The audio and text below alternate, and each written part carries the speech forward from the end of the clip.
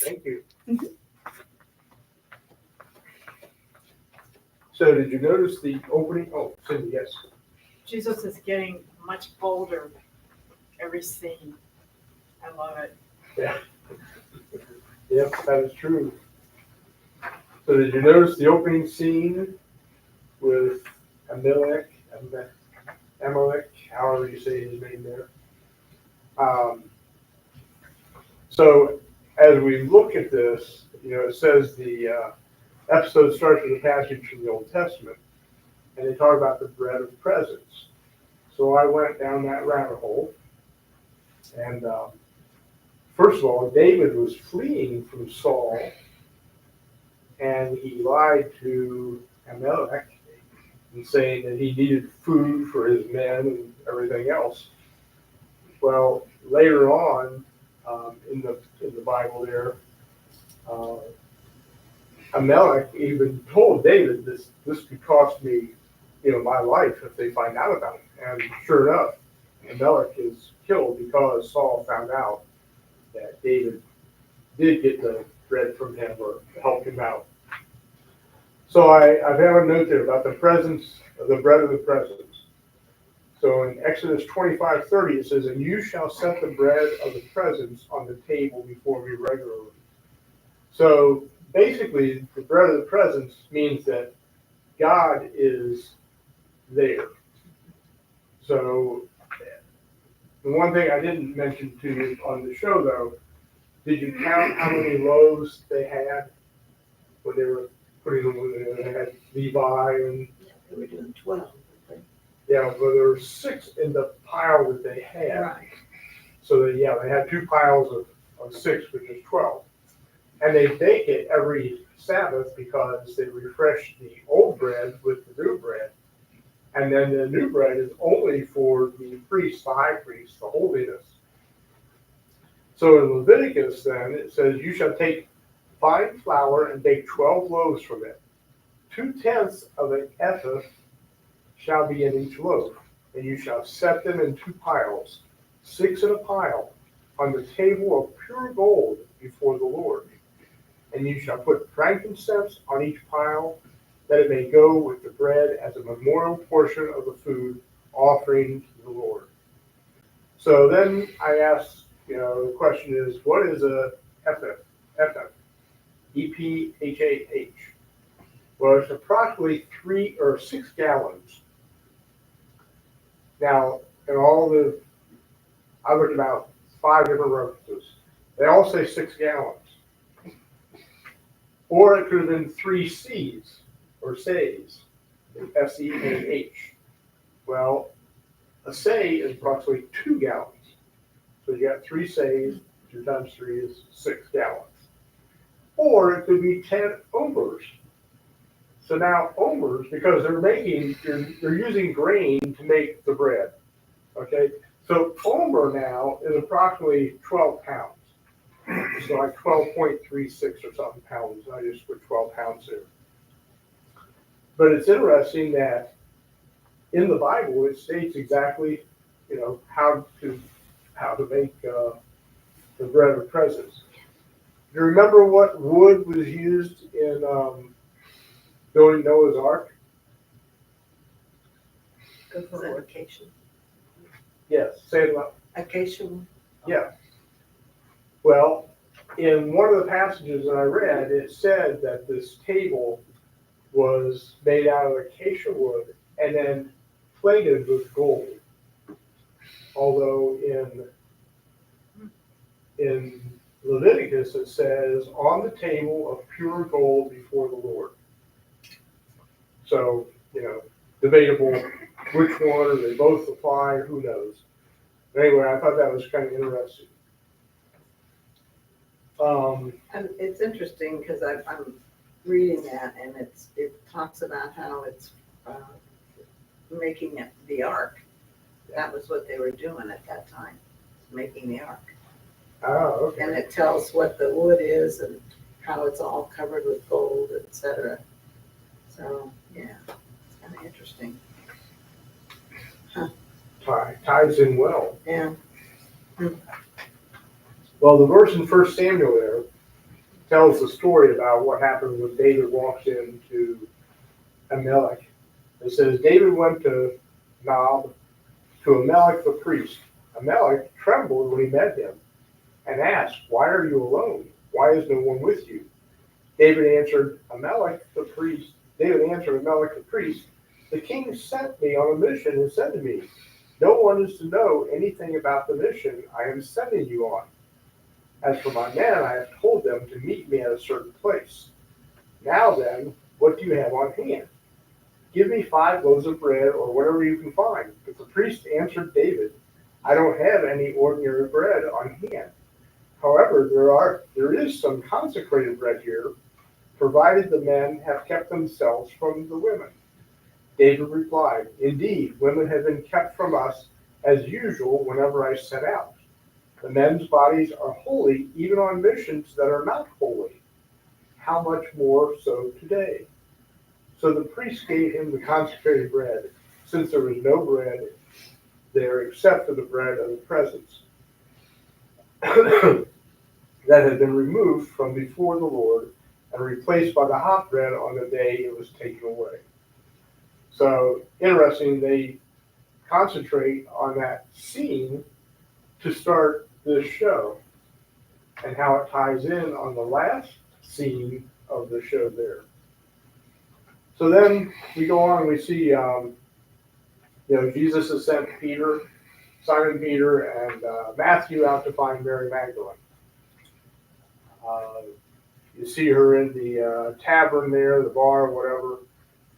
She's gambling away her money. She's making more money, but then she runs into trouble because the guy is threatening her. And she remembers Isaiah 43, verse 1 passage, and runs from the tavern, leaving her winnings behind. So Isaiah 43, 1 through 3, we saw that in the first.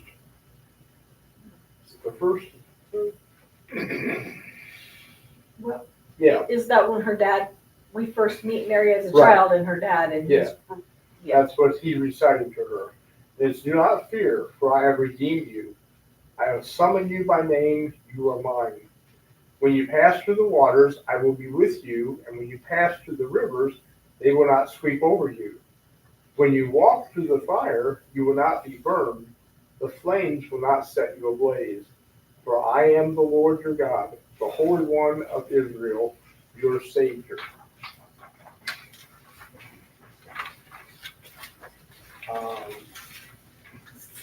And like I said, this skips around quite a bit, different pieces here and there and things like that. So next we see, Rama and Mary, mother of Jesus, going out to gather flowers. But Rama says, why did Jesus send Matthew and Simon to find Mary? They don't even like each other. That's why. So kind of interesting there. But Mary reminds her that they need to trust in God. So one of the questions that I wrote down is, how or has God ever used someone else's pain to help you see what it means to walk with Christ more clearly? You don't have to give examples or even answer that, but just think about that, because now Mary and Rama is seeing Matthew and Simon going after Mary. And then later on, even, I think it's Andrew and Thomas asked it, was it? I don't know. Andrew and Thomas, maybe, James, John, somebody was asking the same question. Excuse me. What good can come out of sending two people that don't even like each other to find somebody?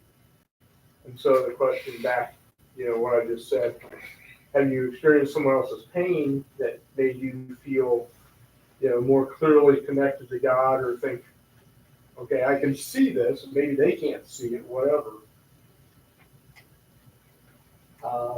So in Psalm 20, it says, now this I know, the Lord gives victory to his anointed.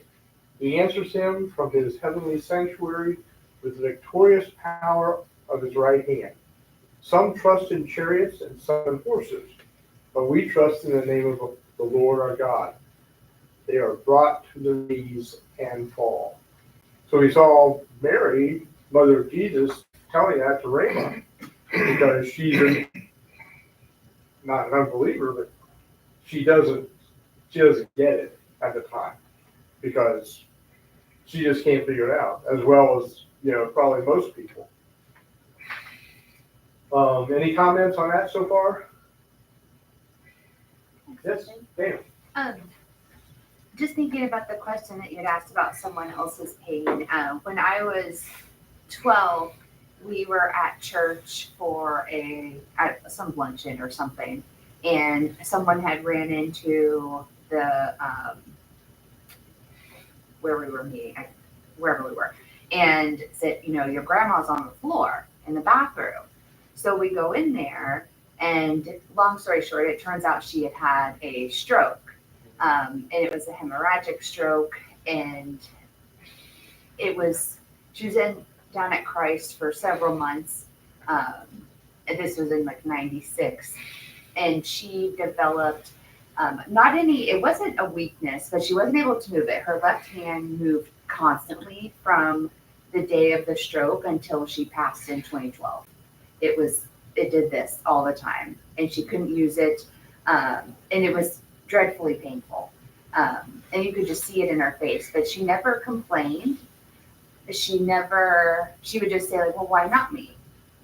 Better me than somebody else. And I was like, you were in church, like you were and I could not understand it at all, how she was not, like, she almost like took joy in it. Like the way that I don't know, it's like one of those things. I would do anything to be able to talk to her now about it. But I would say now it has brought me much closer. But it, like, kind of with my own issue, now I was like, oh, now I get what she was saying. But like, that's another reason where I was like, she was in church. Like, why would it happen here? But now I look back, like, one of the leading neurosurgeons that was starting the all the processes for treating stroke. Now it was hemorrhagic and it wasn't anything that like a clot buster could help with, but he was like, she needs to go now, take her to Christ. I will be right there. And what if she was at home? She could have been anywhere. And so even though it's hard to see, like, I'm trying to think of what I'm trying to say. It's really easy to just set a blame, and just be angry. And I was for a long time. And now, like, because she was always like, even if it's fine, why not me? And I'm like, you're in pain, like, for years and years. And she never said anything bad about anybody. She never cursed. She was an absolute angel, literally. And now I look back and it just, everything happens to bring exactly the way it is intended to be. So, but yeah. Yeah. My grandma, she's my whole world. We had another member that tripped on the tiles in the back of the church and fell and hit her head. And there's myself.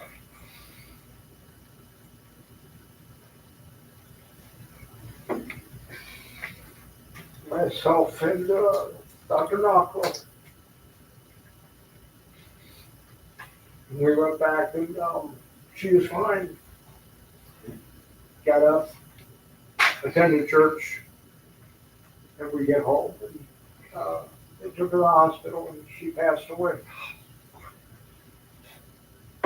One of those things that you don't, because somebody's fine on the outside, they're not fine on the inside. But, I'm waiting for the next time somebody falls in church. First thing I do is call 911 and get them to the hospital. Because, we talked to her, she was fine. I know nothing, but Dr. Knockley knew a lot. But it didn't work out.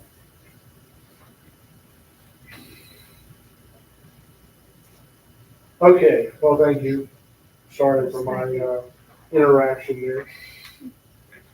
I said this, the scenes jump around a lot. Well, we see James and John talking about how James says, I don't really understand what's going on. I'm just kind of following, every once in a while I see a miracle. I think that's great, but I don't get what he's doing. And then we see Simon Zealot over there. He's practicing his, Yeah. he's going to be the man of the hour at some point in time. That's his goal. And then we see Thomas and Andrew. And Thomas is worried about running out of food. And Andrew says, listen, we went days without food when I was with John the Baptist, So I put in there, all these conversations show the human side of following Jesus. Because they were just like us.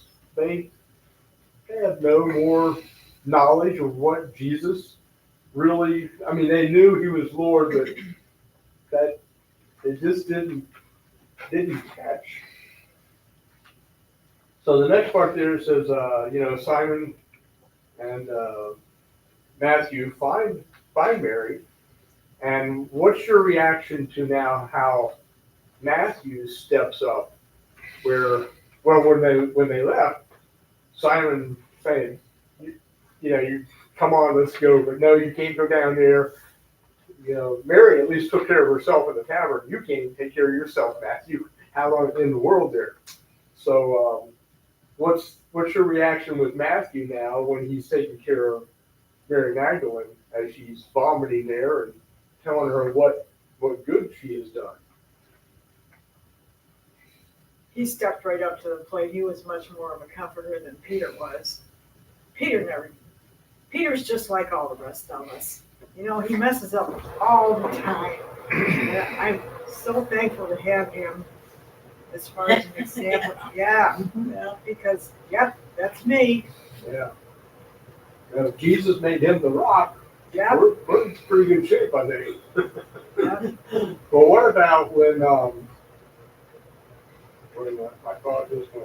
Matthew and Mary. He's definitely had a thing for her. Yeah. Yeah, I don't know if it You're was right, a when he- sexual thing, but he No. really, really cared about Yeah. it. Right, yeah. And she was teaching him, the language and the Torah and Yeah. all that kind of stuff. And he was helping her remember that she helped him. And then So, finally, Simon remembered, that she helped him too. yeah. So, did you see Simon's face and his eyes when Matthew went over and says, Mary, I'm a bad person. And then start to comfort her and things like that. I thought that's just very interesting how they tied that all together there.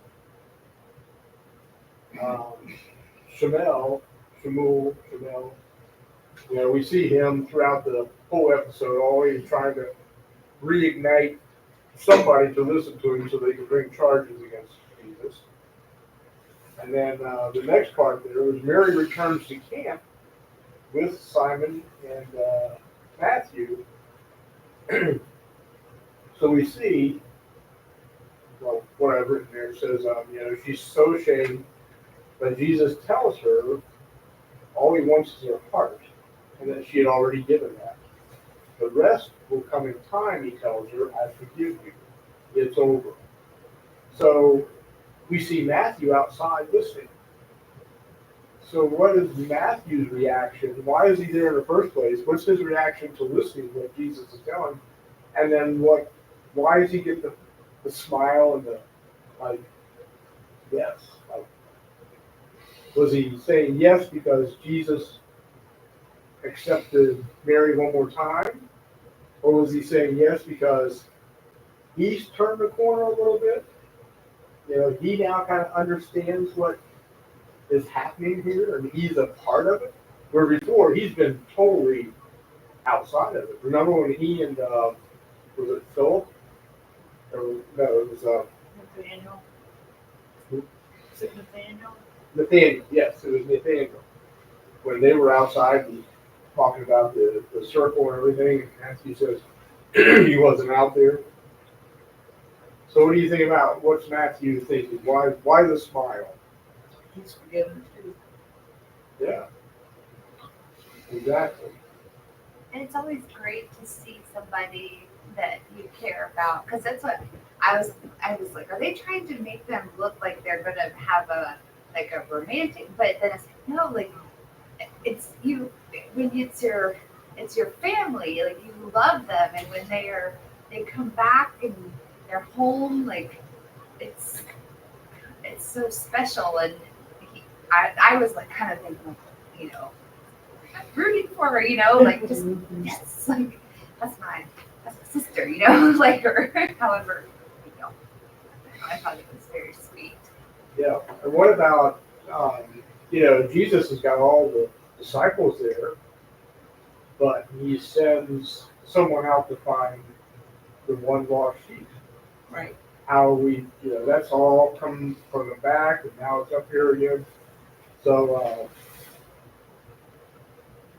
I was thinking Matthew is he's finally getting the feel of what's going on here.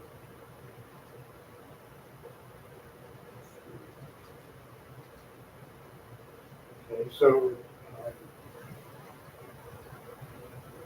okay. One of the things I wrote down here is that Jesus asked Mary if she thought she would never sin again or struggle again.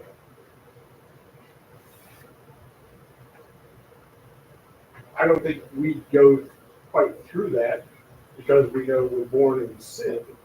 But I put something down here that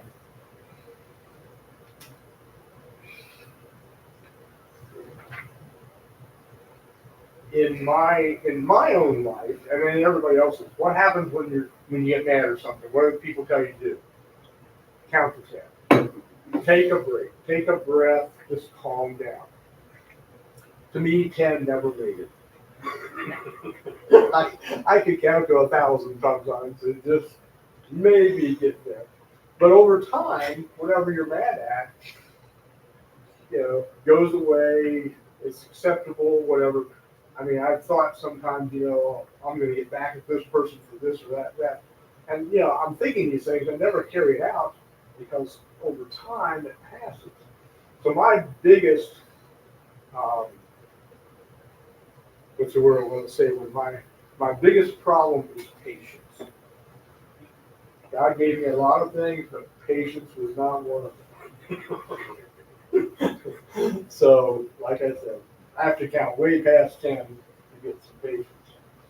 But then we see Simon Peter says, "What's going on?" And they tell him that John the Baptist has been arrested. So in Matthew 14 it says, "Now Herod had arrested John and bound him and put him in prison because of Herodias, his brother Philip's wife. For John had been saying to him, 'It is not lawful for you to have her.'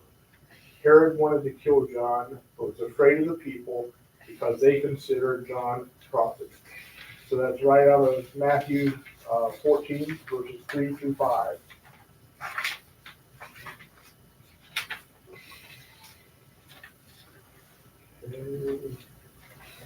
Okay, so Thomas then goes in and tells Jesus, "We're out of food."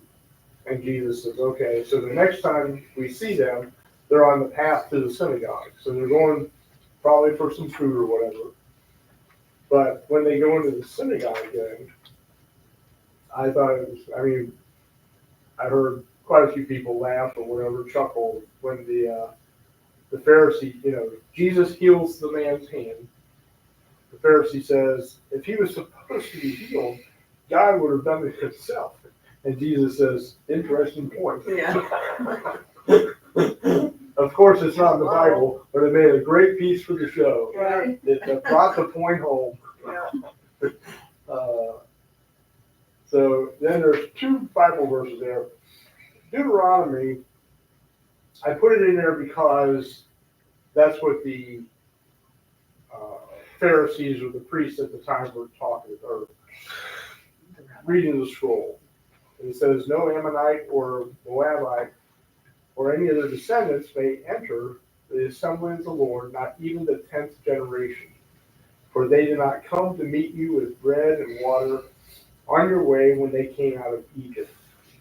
So just for reference, the Ammonites and the Moabites, they weren't part of Israel. They were never part of the Jewish faith and everything else.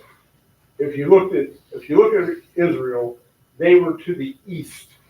So basically more like where Jordan is on the next side of Israel and whatever else out there, where those two tribes were. But then going on down, it says Luke 6. On another Sabbath, he went into the synagogue and was teaching, and the man was there whose and a man was there whose right hand had shriveled. The Pharisees and the teachers of the law were looking for a reason to accuse Jesus, so they watched him closely to see if he would heal on the Sabbath. But Jesus knew what they were thinking and said to the man with the shriveled hand, "Get up and stand in front of everyone." And Jesus said to them, "I ask you, which is lawful on the Sabbath, to do good or to do evil, to save life or destroy it?" He looked around at all of them and then said to the man, "Stretch out your hand." He did so, and his hand was completely restored. But the Pharisees and the teachers of the law were furious and began to discuss with one another what they might do to Jesus. So I think that scene that was on the show did that almost word for word with what Scripture says in Luke there. So then Simon Peter, Simon, he grabbed some wheat on the way out of the synagogue. And it's kind of interesting because he's eating, everybody knows what happened except for him. And he's looking at him, he spits it out, looks at Jesus and says, "I'm sorry. I'm so hungry, I didn't even know what day it was." So so then Jesus looks at all of them and says, "You may," and everybody starts eating the heads of the wheat. In Matthew chapter 12, it says, "At that time, Jesus went to the grain fields on the Sabbath. His disciples were hungry and began to pick some of the heads of the grain and to eat them. When the Pharisees saw this, they said to him, 'Look, your disciples are doing what is unlawful on the Sabbath.' He answered, 'Haven't you read what David did when he said to his companions who were hungry? He entered the house of God, and he and his companions ate the consecrated bread, which was not lawful for them to do, but only for the priest. Or haven't you read in the laws, and the priest on the Sabbath duty in the temple, desecrate the Sabbath, and yet are innocent? I tell you that something greater than the temple is here. If you had known what these words mean, 'I desire mercy, not sacrifice,' you would not have condemned the innocent. The Son of Man is the Lord of the Sabbath." So pretty close to all the show. And then in Mark, 2nd chapter, it says, Then he said to them, the Sabbath was made for man, not man for the Sabbath. So the Son of Man is Lord even of the Sabbath." So the last page there, I thought, well, let's look into the Son of Man there. So I have a note there. It says Son of Man. The term is found in both the Old and New Testaments. It has rich theological significance to understanding the identity and the mission of Jesus. In the book of Ezekiel, God addresses Ezekiel as the Son of Man more than 90 times. It emphasizes Ezekiel's humanity and his role as a representative of the people. It signifies human frailty and the distinction between the prophet and the divine. So that's those little points there I got out of different references on the internet. And then in Daniel chapter 7 it says, "I saw in the night visions, and behold, one like the Son of Man came with the clouds of the heaven, and came to the Ancient of Days, and they brought him near before him. And there was given him dominion, and glory, and a kingdom, that all people, nations, and languages should serve him. His dominion is an everlasting dominion, which shall not pass away, and his kingdom that which shall not be destroyed. So in the New Testament then, Jesus uses the title over 80 times in the four Gospels.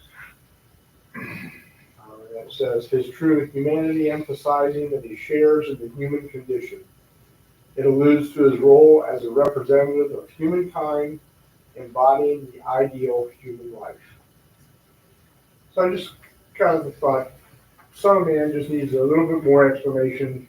I mean, we know who the Son of Man is, but interesting, both in Ezekiel, and God called Ezekiel 80 times, 90 times, more than 90 times as the Son of Man. So, thoughts, questions, statements? One of the things that I thought was kind of interesting, the way they portrayed it, the synagogue seemed to be out in the middle of nowhere, just in the middle of nowhere.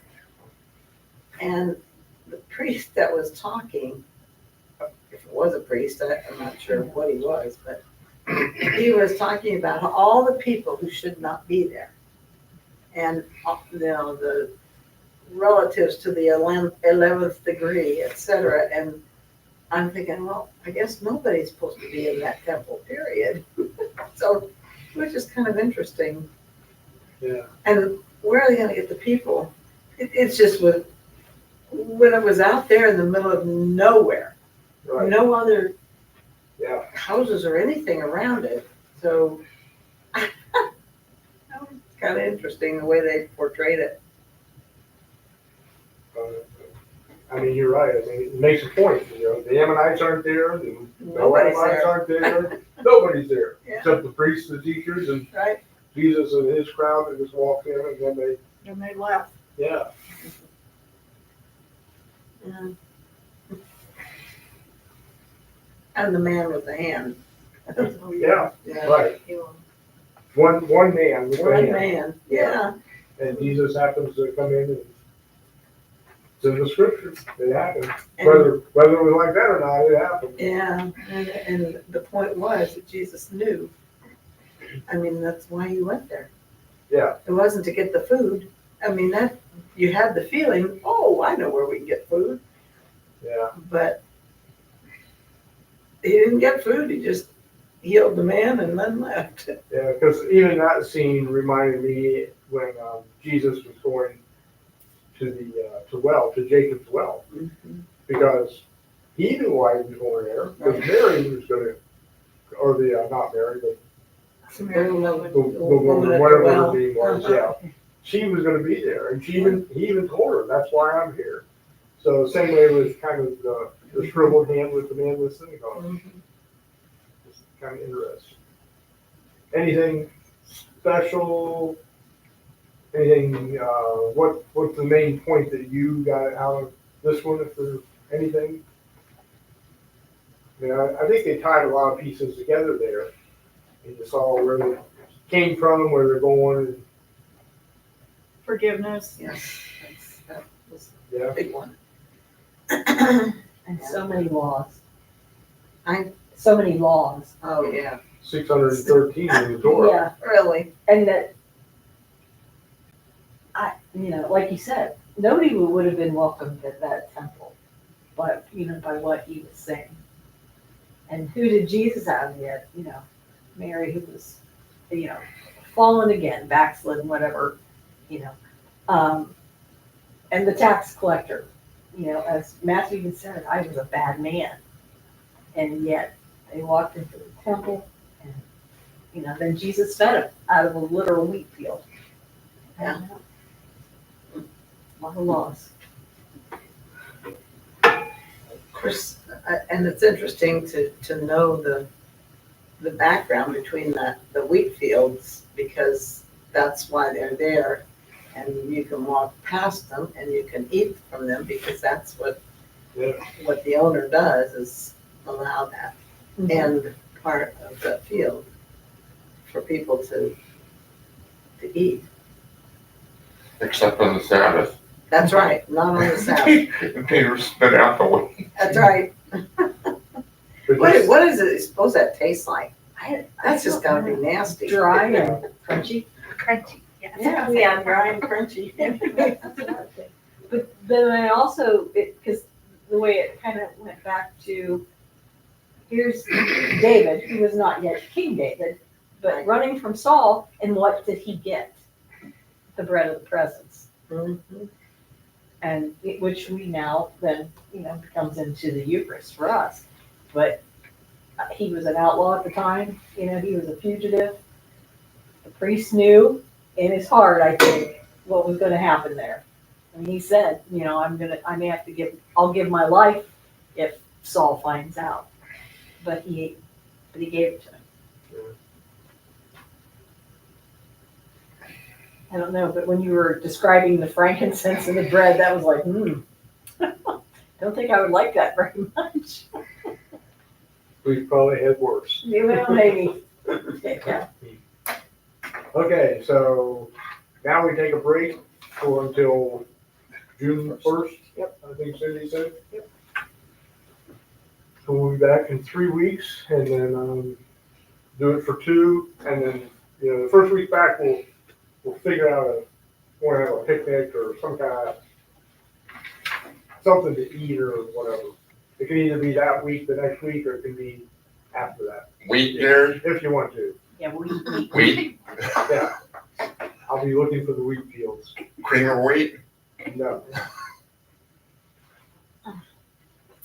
Somebody bring the milk. I've got plenty of honey, so we have milk and honey. Oh, there you go.